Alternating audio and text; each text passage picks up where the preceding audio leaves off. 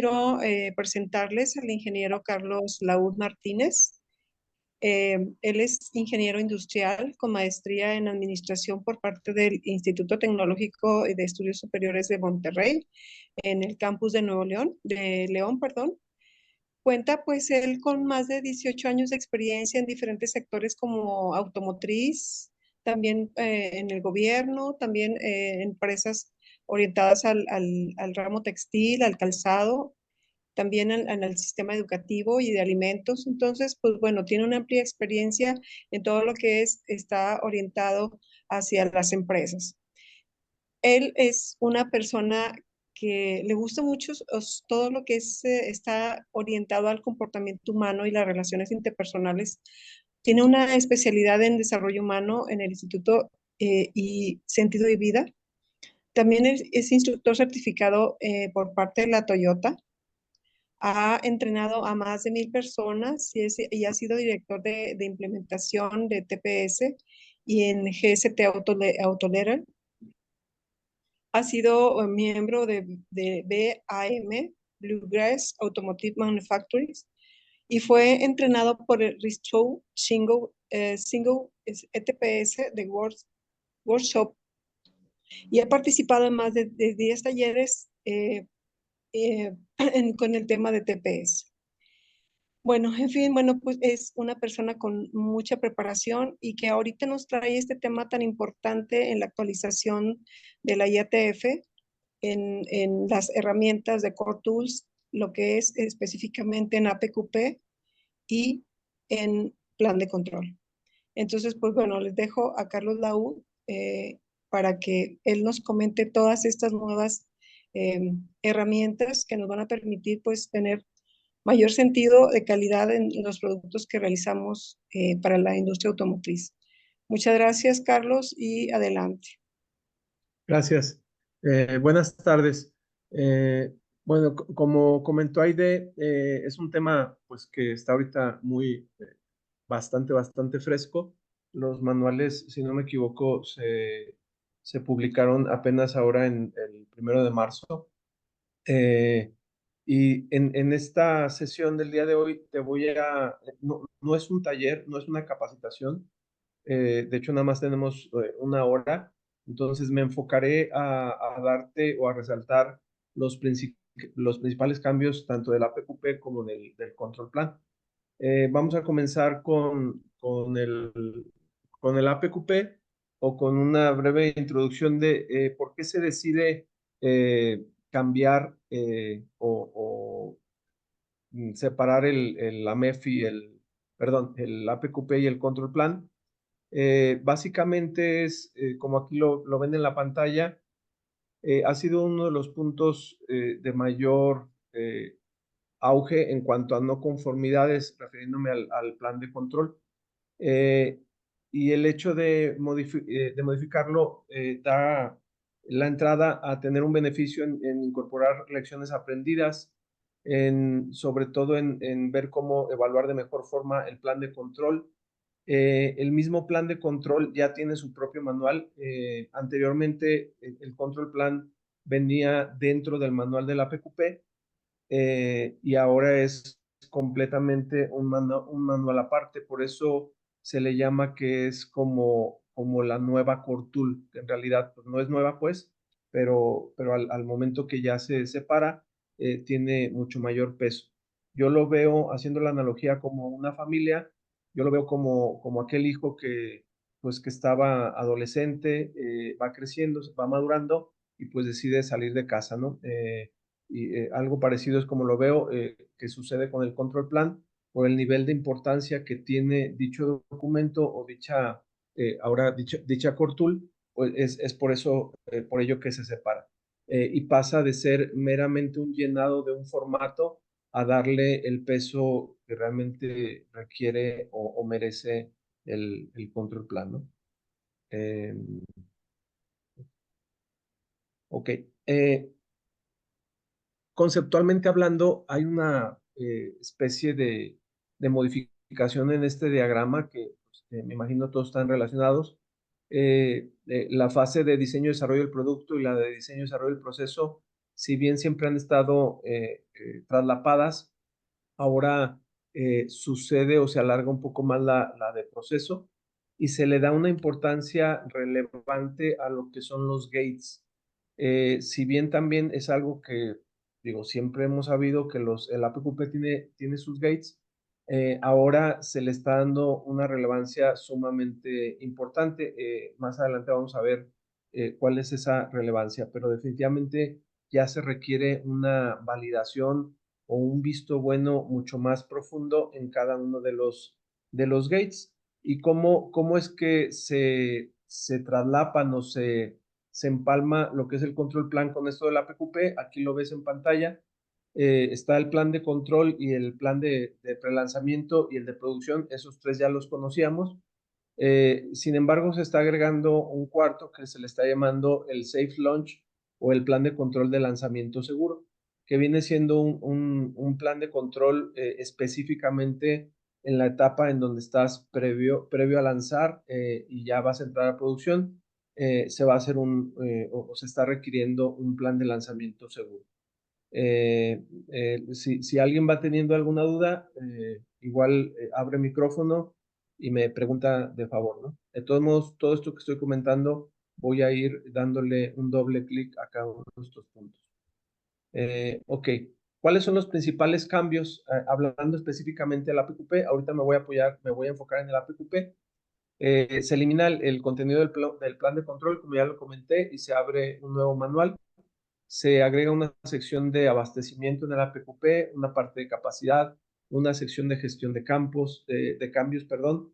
Se le da también un peso específico a las métricas del APQP. Probablemente algunos de ustedes inclusive hasta ya lo lleven. En mi experiencia, como les comentó Aide, estuve trabajando 14 años en la automotriz. O sea, en algunos programas nosotros sí llevábamos ese métrico. ¿Qué es el métrico? Pues nada más ir viendo el avance de tu programa, lo puedes medir en términos de actividades completadas contra las que están pendientes o atrasadas, y de ahí sacar un indicador para que te diga cómo vas en el avance. Se agrega una sección de plan de mitigación de evaluación de riesgos. Se agrega no una sección, pero sí contenido en cuanto a trazabilidad de piezas. Se le da mayor peso a la parte de liderazgo. Ya no se le llama tanto gestión, sino liderazgo. Hay una breve diferencia en concepto, pero en esencia una gran diferencia entre lo que anteriormente le llamaban la gestión y lo que es el liderazgo. También lo vamos a ver en unos momentos. Hay una lista de verificación en cada una de los gates, como comenté hace un momento, y hay un apéndice específico para la validación de los gates, que es el apéndice B, si no me equivoco.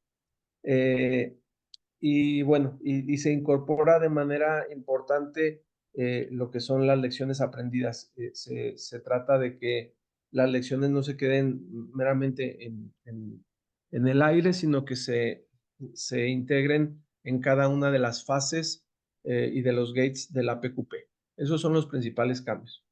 Esta es una vista general de todas las salidas de cada una de las fases, incluyendo la fase 0, que son los fundamentos del APQP.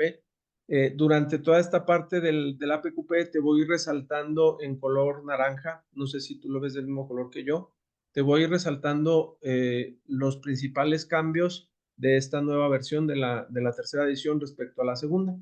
Y entonces ahí es donde voy a estar haciendo ciertas referencias, ¿no? Digo, no es la intención ver todos, el 100% de los puntos del APQP, sino aquellos en donde de alguna manera sufren un cambio o una modificación. Ok, vámonos con la fase 0. Estos son las salidas de la fase 0, que son 11 salidas. Y hablando del punto 1, del 0.1, organizar al equipo, desde aquí, si te fijas, ya se le empieza a dar mayor relevancia a que tengas un kickoff con los representantes de liderazgo. No es la gerencia como comúnmente estábamos acostumbrados, si bien la gerencia de la planta o la de producción normalmente están en esos kickoff.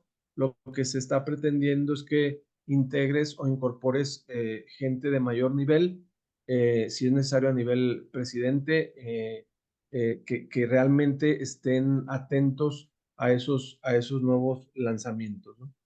El 0.5 abastecimiento habla también de la fuerza que ya le tienes que dar al proveedor. No sé si estarás de acuerdo conmigo, pero en su momento yo lo vivía. Pues sí, hablabas de incorporar al proveedor, hacías ciertas acciones con el proveedor, pero ahora sí están dando mucho mayor fuerza y tienes que evidenciar que estás teniendo un acercamiento con tu proveedor a efectos de que te asegures que tengas un buen abastecimiento y que no vayas a tener algún riesgo, ¿no? Hay una lista de verificación en los anexos, que es la 9, que también te lo ponen como ejemplo, como una alternativa a ser usado, ¿no? Este sí es completamente nuevo en relación a la versión 2 de la PQP. En este mismo punto del abastecimiento viene esta parte de evaluación de proveedores de alto riesgo, y aquí te menciona a qué le llama de alto riesgo, o te da algunos ejemplos, ya sea que sea un nuevo proveedor o que haya una nueva ubicación o que tengas algún historial de mala calidad, o si tienes arriba de algunos componentes con una severidad arriba de 8 o de 8 para arriba en el AMEF, pues se puede considerar como un proveedor de alto riesgo, ¿no? Se tiene que realizar una reunión inicial de la PQP con tu proveedor, y tienes que involucrarlo en los lanzamientos. Es básicamente de lo que habla este 0.5. Hablando del 0.6, hace fuerza en que el proveedor debe estar utilizando, si no bien la herramienta de la PQP, porque sabemos que algunos proveedores no están certificados, sí deben, o te pide el manual, que el proveedor empiece a usar un método equivalente o que te evidencie que está dando un seguimiento al proyecto, ¿no? Con un timing y con un programa que te asegure que está cumpliendo con la planeación del producto.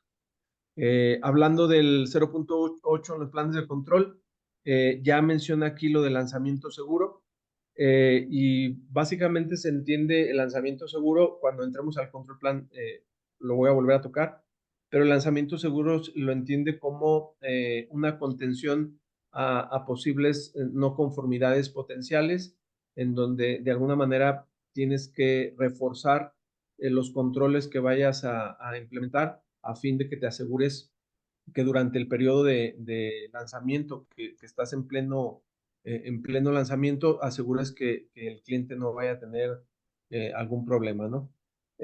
Normalmente se estima que ese plan seguro sea de 90 días, y si en el lapso de 90 días sucede que llega a fallar, vuelve a iniciar y vuelve a correr el tiempo hasta que puedas cumplir 90 días continuos sin ningún contratiempo. Hablando de la fase 1, estas son las salidas de la fase 1, y lo que resalto en naranja es donde hay principales modificaciones o cambios.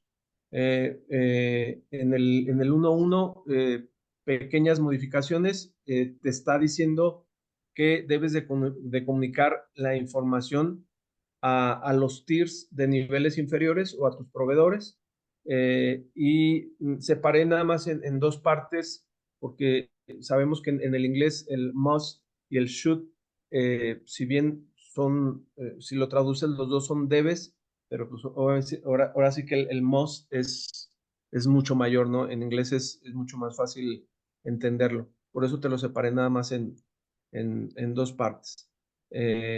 Hablando de la planeación de la capacidad, ya involucra o integra lo que es el OE, la eficiencia global del equipo, y ya te pide que evidencies el OE, que tengas documentación, evidencia de que lo estás tomando en cuenta. que asegures la capacidad de tu planta, considerando tiempos muertos, considerando capacidades, considerando algunos otros productos que pudieras estar lanzando.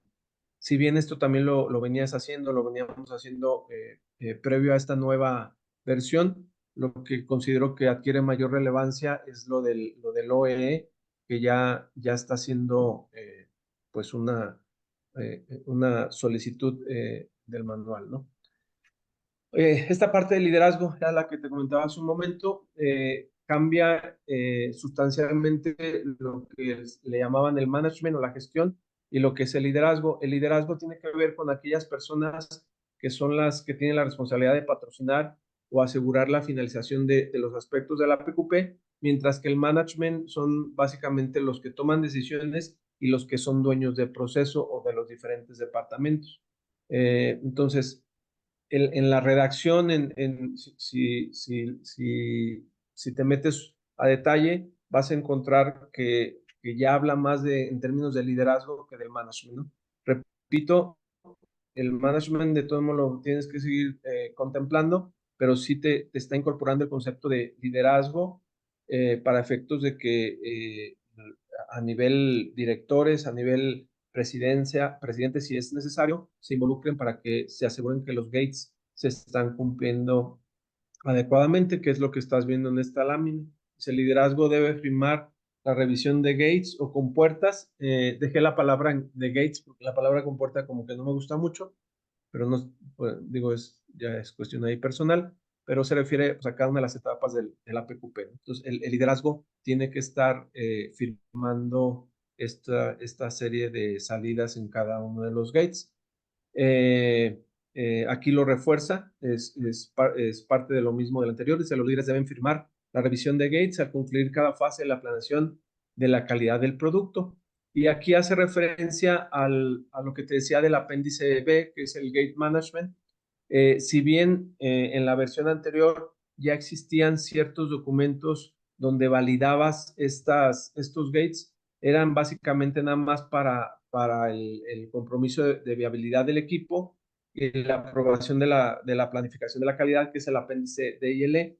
Y en esta nueva versión, en el apéndice B, ya es un enfoque mucho más holístico y te da cierta referencia, ya cuando observas los apéndices, es una especie como de checklist de las cosas que tienes que ir validando en cada uno de los gates y al final pues tendría que venir la firma de los líderes, ¿no? Haciendo referencia a esto, ya mencionaba hace un momento que tenemos en total 6 gates, si contemplamos la fase 0, estamos hablando de seis gates y para cada gate, para cada compuerta, existe un documento en el apéndice B que te guía para que se vaya realizando cada una de estas firmas. Este que te estoy mostrando en pantalla son los apartados que trae el manual. Son 6, como te comento. Te estoy poniendo todo en naranja porque prácticamente todo es nuevo. No existía anteriormente. Y en el Gate 0, estos son los diferentes puntos que debes de considerar al momento que vas a liberar ese gate, que vendría siendo para el concepto del programa.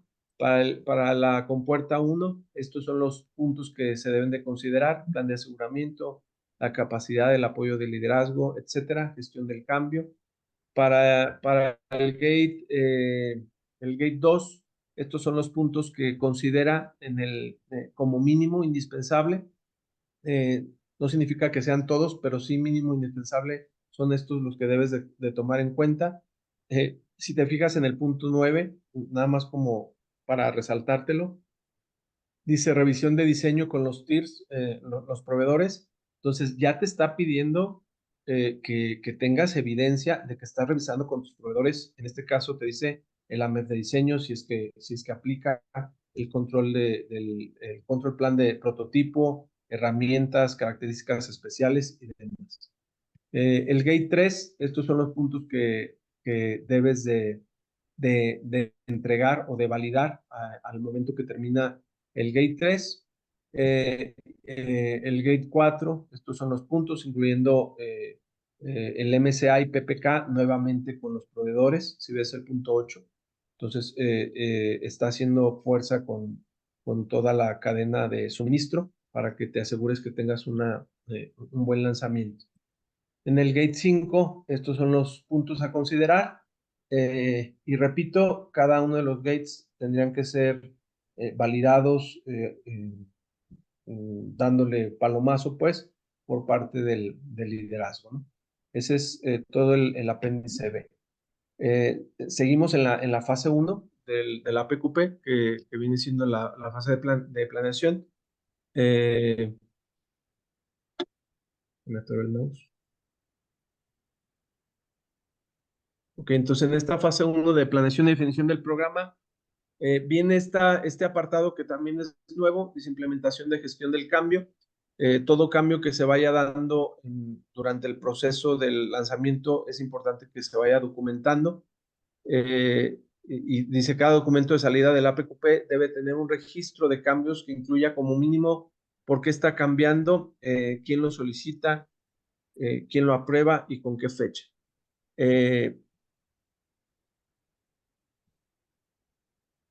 En esta definición de cambio está esta parte que considero muy valiosa. Te dice que se debe de considerar una modificación cualquier cosa que afecte la forma, el ajuste o la función de la pieza.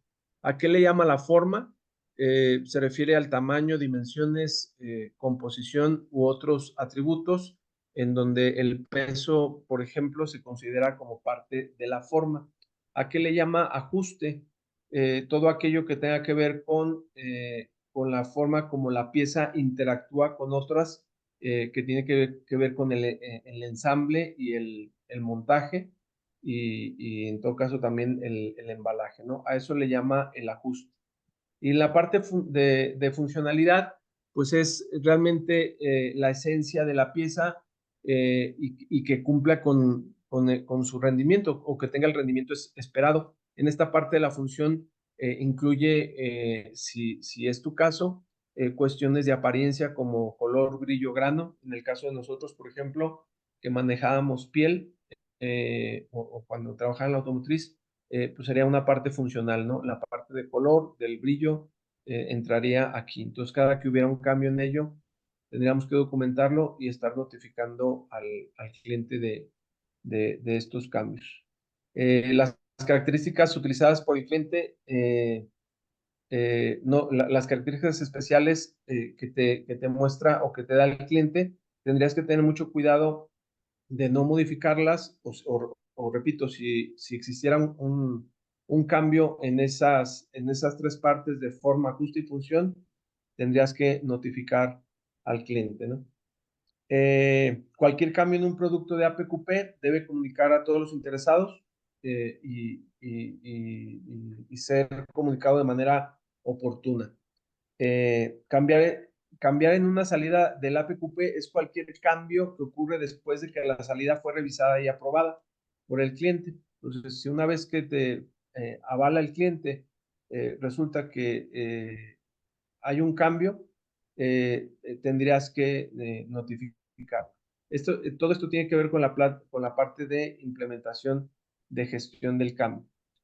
Las características clave especiales designadas, también conocidas como críticas significativas y demás, no pueden ser cambiadas o eliminadas por la organización sin la aprobación del cliente. Es parte de lo que te comentaba hace unos segundos, de tener mucho cuidado en esta parte. Los métricos del APQP, te dice la intención de las métricas es resumir el estado del programa, cómo va tu programa, si va a tiempo o no va a tiempo, cuántas actividades se han cumplido a tiempo, cuántas de ellas a lo mejor ya se cumplieron pero fuera de tiempo. Todo esto es los métricos del programa. Y el 1.17 tiene que ver con el plan para la evaluación y mitigación del riesgo. Dice, por sus siglas en inglés le llaman el REMS. Se constituye un plan de mitigación que incluye la priorización, un plan de comunicación, es decir, asegurar que no vayas a tener algún imprevisto al momento de lanzar, ¿no?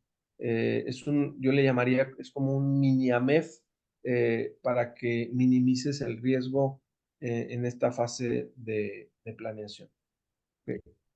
Estos serían como los puntos de la fase 1. En la fase 2 hay una pequeña modificación que es en el 2.2, que se le agrega la parte de servicio, entendiendo como servicio qué tan capaz eres tú de darle el servicio a tu cliente, incluyendo en el campo.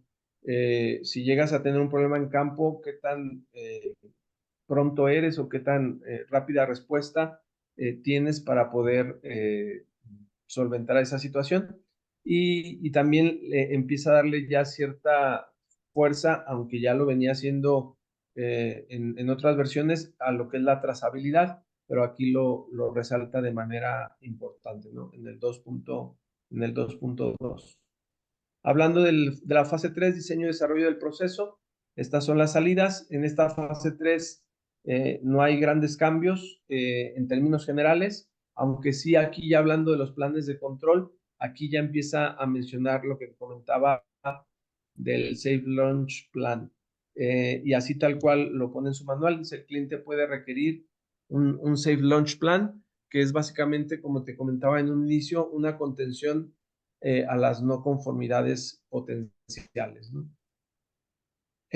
Hablando de la fase 4, estas son las salidas de la fase 4 y en el 4.1 básicamente refuerza que las verificaciones del plan de control deben realizarse al menos una vez durante la ejecución de la corrida piloto, y en el 4.6 te hace mención a la parte del empaque y embalaje, que tienes que validar la efectividad del empaque y del embalaje, o sea, de ambas. Todo aquello que cubra el producto y que de alguna manera en algún momento le pueda tener un impacto al cliente, lo tienes que validar y tienes que hacer tus pruebas y asegurar que cumpla con lo que el cliente está requiriendo.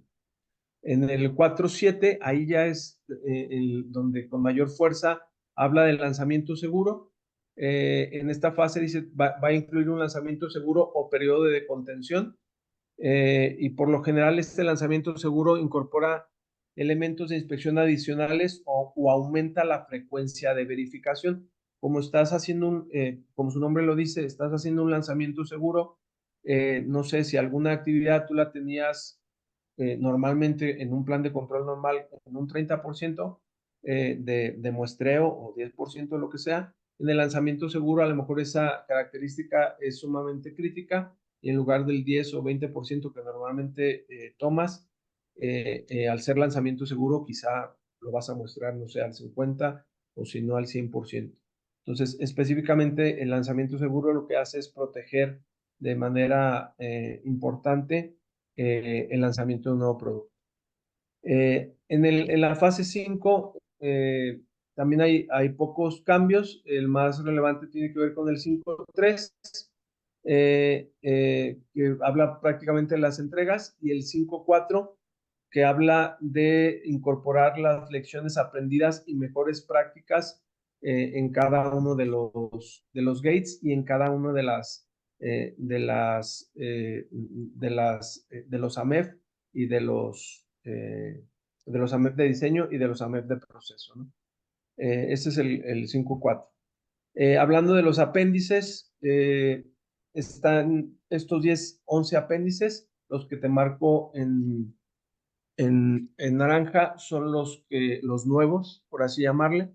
Los demás de alguna manera ya existían y ya entiendo, ya estabas familiarizado con ellos, y los de naranja son los nuevos, ¿no? Hablando del apéndice B, ya te lo comenté hace un momento, en líneas arriba, cuando estábamos hablando de liderazgo, todos ellos son nuevos. Y en el apéndice C, todos estos son los que trae el manual, y los que te estoy marcando en naranja son los que adquieren una mayor relevancia o que son prácticamente nuevos, ¿no? Estos, hasta aquí sería básicamente los principales cambios hablando del APQP, y ahorita entraría a darle un doble clic a lo que es el control plan.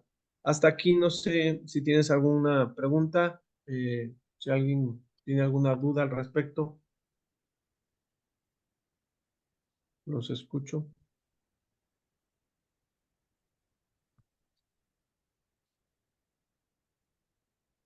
Ok. Quiero pensar que todo bien. Pero déjenme dar un chance. Ok. Continuamos.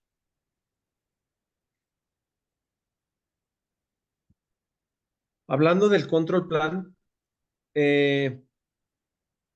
esto es lo que te comenté en un inicio. No sé si estarás de acuerdo conmigo, pero principalmente o básicamente en las versiones anteriores nos enfocábamos a cómo tenía que ser llenado el control plan y lo veíamos meramente como un formato a ser llenado, ¿no? Y como te decía, como el hijo que vive con sus papás, pues ha madurado, ha crecido, se ha visto la importancia del mismo y ahora pues decide salir de casa y se decide darle la importancia que realmente requiere. Y el manual en realidad hace mucho énfasis en que es más que un llenado de formato, realmente es una core tool a la cual requiere darle su peso específico. ¿Cuáles son los principales cambios del control plan? Bueno, este manual contempla 4 capítulos totalmente nuevos, digo, obviamente no existían anteriormente. Se enfatiza que el plan de control es un documento vivo y es un documento enfocado a procesos. Incluye lo que te comentaba hace un momento de lo que es el lanzamiento seguro y le da fuerza importante a lo que le llaman el error proofing y el mistake proofing. También lo quise dejar así en inglés porque al traducirlo, los dos lo traduce como prueba de error o a prueba de error. Sin embargo, el primero, error proofing, es más como prevención y el mistake proofing es más como detección. Y te da o te exige de alguna manera que le des la debida importancia a ambos al momento que estás realizando el control plan. También habla de lo que son las PTCs, que en inglés es el Pass-Through Characteristics, que son aquellas características que van que se van transfiriendo pues de tu proveedor contigo y tú a su vez con el cliente y que son características importantes que debes de estar monitoreando, sobre todo si vienen del proveedor, ¿no? Características que a lo mejor tú ya no las modificas o no sufren algún cambio, pero que las estás absorbiendo de tu proveedor. Ok. Lo que te comentaba, en general pasa del enfoque de llenar el formato a ser una herramienta viva para el control de la calidad de producto. Como punto, así entre comillas, según entiendo, las empresas estarían esperando que tú hicieras esa transición en este nuevo control plan en un periodo de 6 meses, ¿no? Pero bueno, eso ya sabemos que depende de la relación con tu cliente y lo que tú puedas acordar con él. Hablando de los capítulos, estos son los 4 capítulos. Vamos a adentrarnos al primero, requisitos y lineamientos del plan de control. Prácticamente todo es nuevo. Son 13 puntos. El único que pudiéramos decir que venía existiendo de hace tiempo es el 1.2, que son las características especiales. Hablando del 1.1, que es el formato como tal no sufre grandes cambios. Se le agregan estos 2 puntos que te estoy marcando en rojo, lo que es el Safe Launch y esta columna que es la parte del responsable y el dueño de la acción, que más adelante voy a dar un doble clic a estos puntos, pero este es básicamente el principal cambio que sufre, ¿no? El formato como tal. Algunos puntos importantes del formato que los voy resaltando. Te sugiere el manual que no dejes áreas en blanco o celdas en blanco. Te sugiere que si no va nada ahí, que pongas el NA, pero que no lo dejes en blanco, ¿no? Normalmente yo le digo, independientemente del control plan, cuando la gente que trabaja conmigo, cuando está llenando alguna base de datos, le digo, no dejes una celda en blanco, porque una celda en blanco es una de dos. O se te olvidó llenarla, o definitivamente no aplica. Nada más que si la dejas en blanco, pues das pie a tener ambigüedad entre esas dos. Entonces, para no generar esa ambigüedad, pues la idea es que pongas NA. Hablando del punto 2, las piezas masters con las que estés midiendo cierta cuestión, vale la pena que lo metas en el control plan y que las valides, ¿no? Que no vaya a ser que tu muestra no esté, no tenga los controles necesarios y que se te vaya a salir de control. Entonces te lo está requiriendo dentro del plan de control. Los retrabajos también te dice que requiere su propio control plan, ya sea que lo tengas como un control plan separado para los retrabajos como tal, o bien, si así lo permite tu cliente, que esté dentro del control plan original. ¿Quién decide si se puede retrabajar o no? Pues, es tu cliente. O sea, si tu cliente te permite que retrabajes o si no, si no te deja, ¿no? Obviamente, si no te deja, pues no lo puedes poner en el control plan. Hablando de la parte del punto 4, la confirmación de los Red Rabbits, los mecanismos que usas para validar que no sé, tus Pokayokes o tus controles estén funcionando adecuadamente, también vale la pena que los agregues en el control plan. Hablando del punto 5, tamaño frecuencia, dice utilice la inspección de lotes en lugar de la basada en tiempo. Es decir, no sé si en alguno de tus control plan de repente le pones una vez cada mes o una vez cada 2 semanas. Lo que te está diciendo es que no lo manejes por tiempo, sino lo manejes más bien por cantidad de piezas o por tamaño de lote, que es lo más recomendable. En el punto 6 te habla de un ejemplo de lanzamiento seguro. Si te fijas en la parte de arriba, te dice brake rotor machining y te está hablando de cada 30 piezas. Sin embargo, si lo comparo contra el renglón de abajo, te está diciendo que ese ya no lo vas a revisar cada 30 piezas, sino el 100% de las piezas. Este renglón, el que estoy marcando en rojo, el 6, vendría siendo un ejemplo de lo que es un plan de lanzamiento seguro, ¿no? En este caso, estás incrementando la frecuencia y estás asegurando el buen lanzamiento en ese periodo. Y en el 7 te está comentando que el SPC lo puedes considerar como un método de control aceptable. Hablando del punto 8, dice, se recomienda, entre comillas, seguir instrucciones y mencionando el documento.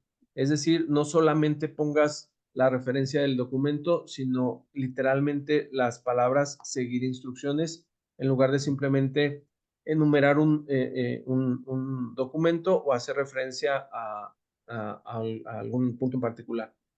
Y el último punto, el 9, te habla del dueño responsable, ¿no?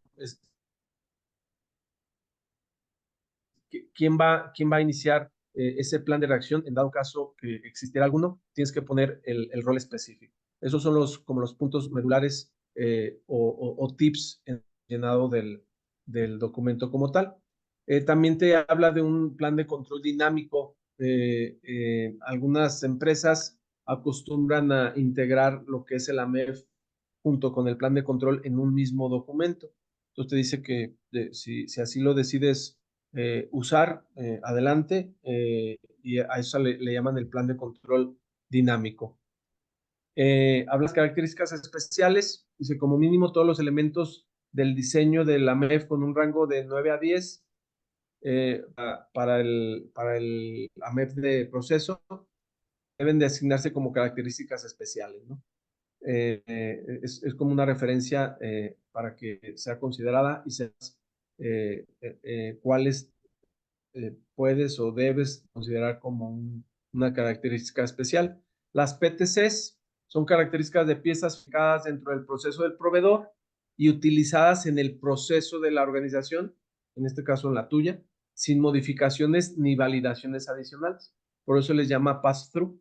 Simplemente las recibes como tal de tu proveedor y tú continúas con tu proceso, ¿no? A eso le llaman las PTCs. Y lo que te está diciendo es que de alguna manera debes de asegurar que esas PTCs estén cumpliendo dichas características. Debes identificar cualquier característica que cumpla con una característica de transferencia, contar con un proceso para validar la efectividad, documentar las características de transferencia. Y dice, se recomienda el uso de la matriz de características de transferencia de proveedores, haciendo alusión al CQI 19. Esta es otra cosa también que te quería comentar. Va a empezar a haber mucha relación de los manuales con varios CQIs.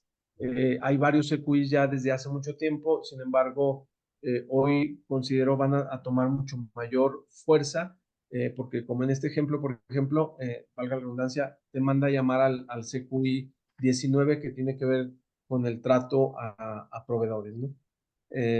Ok.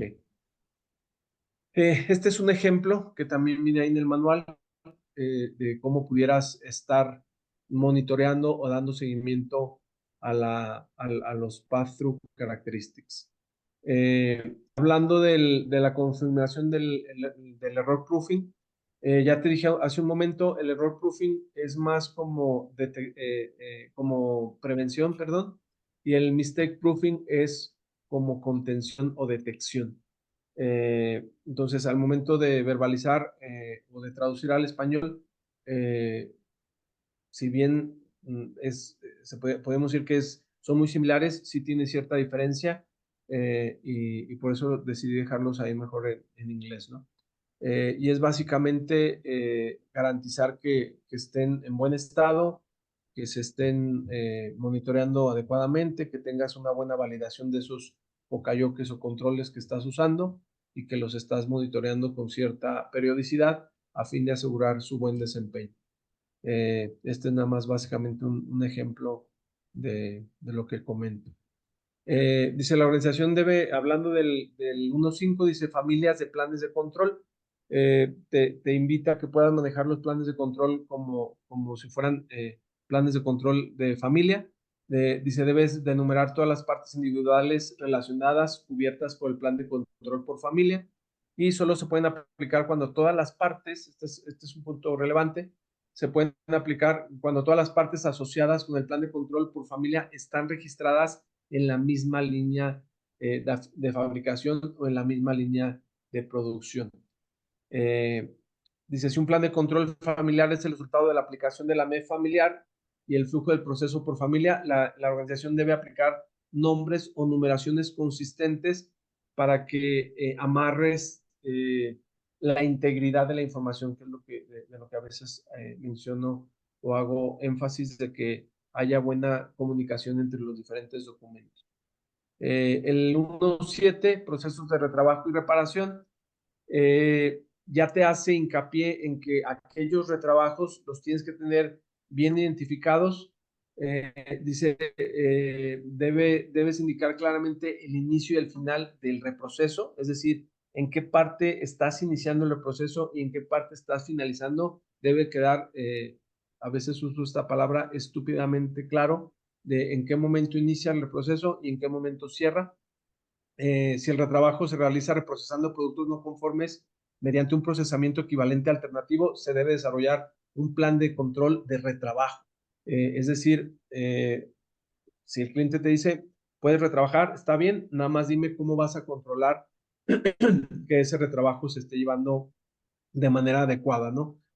Siempre requiere la aprobación del cliente, como lo acabo de comentar hace un momento, y las reparaciones deben de volver a ingresar al proceso principal para que vuelva a pasar por todos los diferentes controles o chequeos que originalmente tienes en la línea.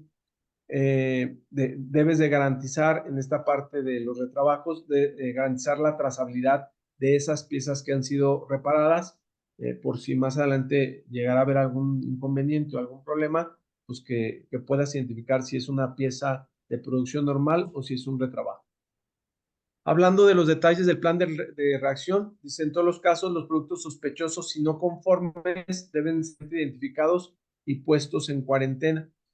Y el área del plan de reacción del plan de control debe indicar la acción específica o hacer referencia a un documento específico. O sea, ¿qué vas a hacer con esos productos? ¿Cómo vas a actuar con ellos? ¿Cómo los vas a disponer? ¿Cómo los pretendes tratar? Debe indicar el individuo por cargo o función responsable de implementar la acción especificada. O sea, tiene que ser claro quién es la persona que es responsable de llevar a cabo dicha acción. Normalmente queda muy general o muy ambiguo. Aquí te está diciendo casi que pongas nombre propio y apellido o el rol específico de qué persona es la responsable de llevar a cabo dicho plan de reacción. Creo que más adelante lo voy a mencionar, pero no se me escape. Sobre todo en los planes de reacción, ya no es válido nada más que digas avisar al supervisor, sino, ok, voy a avisar al supervisor y ¿qué va a hacer el supervisor? O sea, tiene que haber un documento, tiene que haber algo mucho más específico de qué va a ser esa persona encargada y cómo es que pretendes que maneje esa situación anormal. Hablando de la inspección visual, sabemos que la inspección visual por naturaleza no es falible, pues, por ser parte del ser humano y que el ojo tarde o temprano se cansa o no ve bien o demás. Entonces, tienes que asegurar que eso que estás inspeccionando visualmente se esté verificando con cierta periodicidad y que tengas una manera de medir que esa cuestión visual está vigente y que no se ha deteriorado, ¿no? Ya sea teniendo másters, dando ciertas validaciones con cierta periodicidad para asegurar esto que te estoy comentando. Hablando de los procesos que le llaman procesos de caja negra, son aquellas piezas o productos que normalmente recibes de tu proveedor y que por alguna cuestión que a lo mejor para tu proveedor representa una ventaja competitiva, entonces no te permite que puedas, por así llamarlo, desmenuzar la pieza o entrar a detalle. Sin embargo, aún en esas situaciones, tú debes de exigirle al proveedor que te dé un plan de control o una forma de que tú valides que efectivamente, pues, valga la redundancia, está en control, ¿no? Que no vaya a haber un problema. Si bien el cliente, te digo, en algunas cuestiones es celoso, está bien, no me entregues la información si tú quieres, sin embargo, sí necesito ir a revisar cómo lo estás haciendo, entonces los recorridos en piso o los datos o información que tengan de control estadístico, pues te pudiera ayudar para validar que esto está cumpliendo con los requisitos. En el caso que tú como organización no seas responsable del diseño, eso no te exime de tu responsabilidad y de alguna manera debe haber un proceso en donde se transmitan los puntos álgidos del diseño que sean transmitidos como características especiales al siguiente proceso. En el abastecimiento dirigido es la misma situación. Sabemos que en ocasiones nosotros mismos somos proveedores dirigidos o de la misma forma como clientes a lo mejor el OEM nos dice tu proveedor va a ser fulano de tal. Ese es un proveedor dirigido y aún en esas situaciones tú eres, aunque sea dirigido, eres responsable de que tengas un buen seguimiento con ese proveedor y de todo lo anteriormente que hemos expuesto de las PTCs y de las características especiales, todo ello lo tienes que estar monitoreando, ¿no?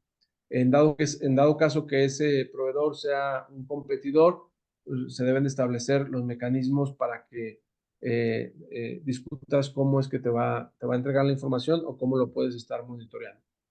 Hablando del uso de software, en ocasiones puede ser un requisito del cliente. Digo, no me ha tocado a mí en lo personal que el cliente te exija que uses un software, pero si así fuera el caso, pues validar que estés cumpliendo con lo que el cliente te está solicitando o si es una decisión tuya como planta, asegurar nada más que cumpla con los lineamientos de formato y de forma como el cliente quiere recibir el plan de control, ¿no?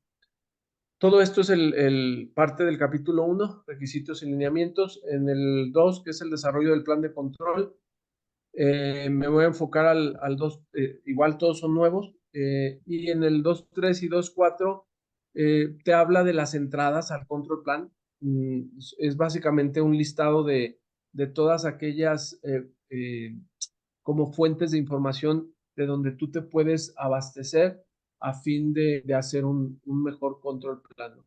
Estas vendrían siendo sus entradas, y este 2.4 vendrían siendo ¿no? Los planes de control por etapa, las instrucciones de proceso, estudios de capacidad y bueno, la aprobación de la planificación y los beneficios del mismo plan.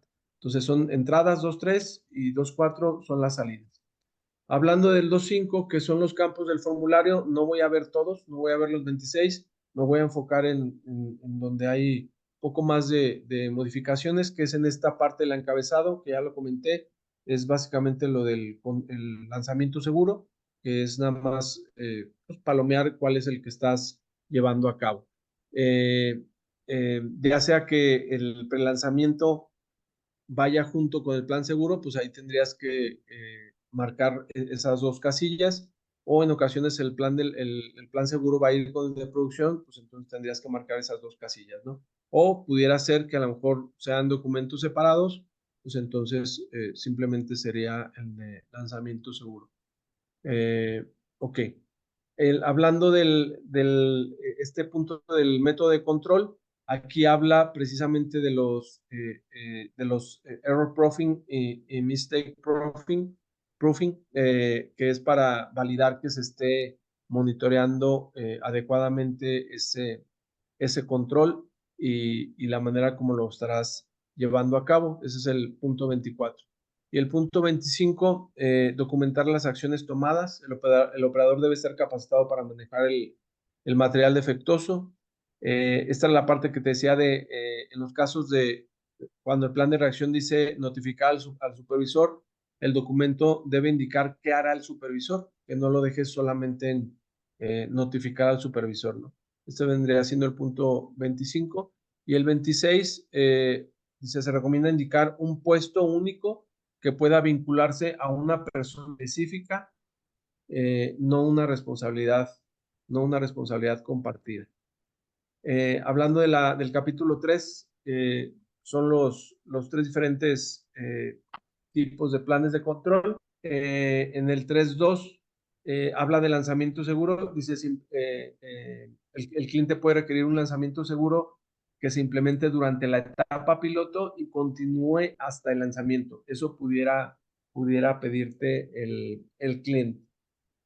O puede requerir un plan de lanzamiento seguro separado o documentación de los controles adicionales como complemento al plan de control de prelanzamiento. Eso ya va a ser de cada cliente.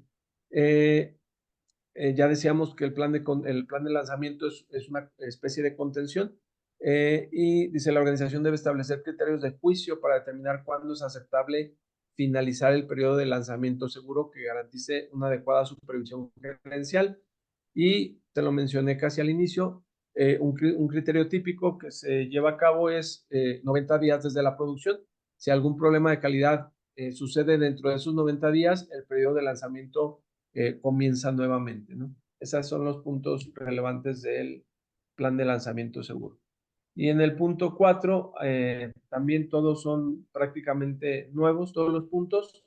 Me voy a enfocar en el 4.6 y 4.7. Habla de dar fuerza a todo lo que tiene que ver con el almacenamiento y manipulación. Normalmente estos puntos no vienen en el diagrama de flujo.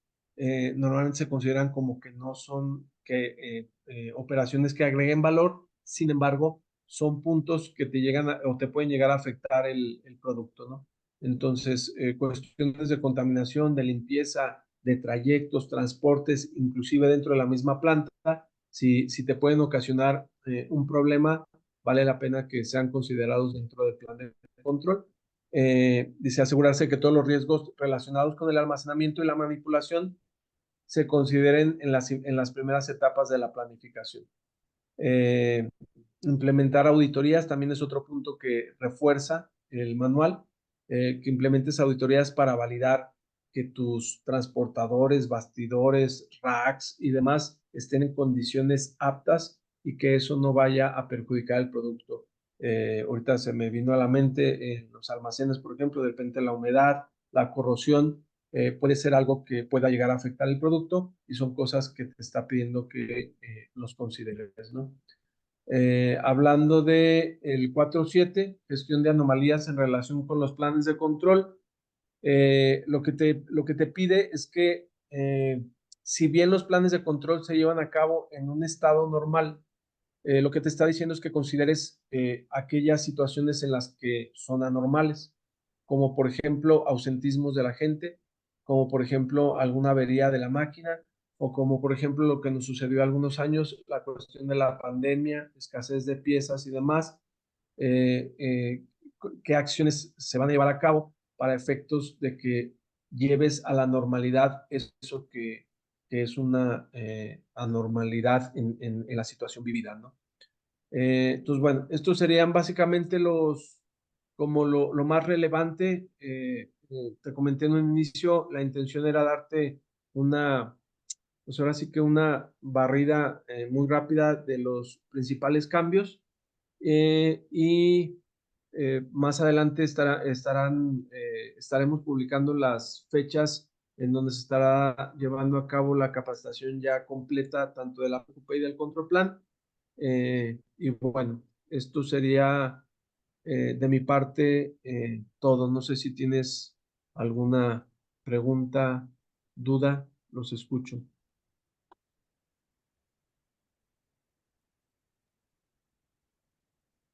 No, de mi parte es todo. Muchísimas gracias. Excelente. Gracias. Gracias.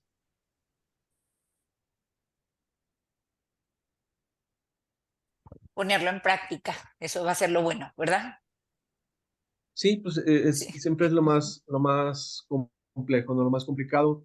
El APQP es mucho de liderazgo, de equipos multidisciplinarios. Muchas veces la gente con la que tienes que trabajar no depende de ti y ese es el reto mayor, ¿no?